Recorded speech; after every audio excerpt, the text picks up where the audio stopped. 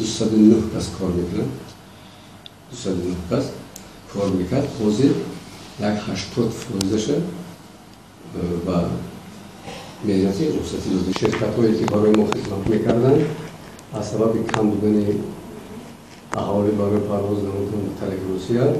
از همین سبب هفتهش و یک ریس بود اینش هم باشد قطع شد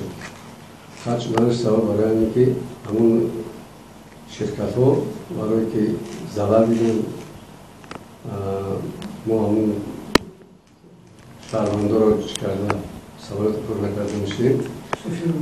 مسافرانی که برای امتحان میکنن برای همین خرگشت حاضر تماما یگان شرکت یگان پرواز موقع نیست حاضر بود برای نزدیک ما شرطنامه‌ای که داریم از ماه اوگوست از یکم اوگوست اما حساب توضیح کردن 4 ریز هفتهش بعد تصدیق شد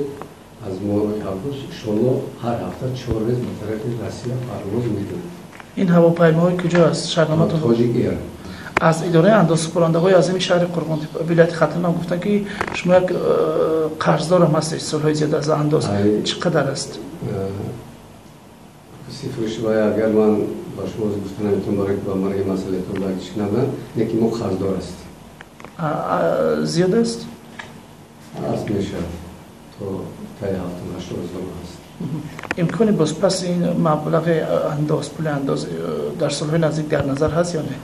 همین سالا ما انشاءالله ما همین اوز اگر همیشه متعدل اگر پرواز داریم ما از عهده این کارمان انشاءالله سرفراز میبریم تشکر. چند سال پیش هم دو هواپیمایی که در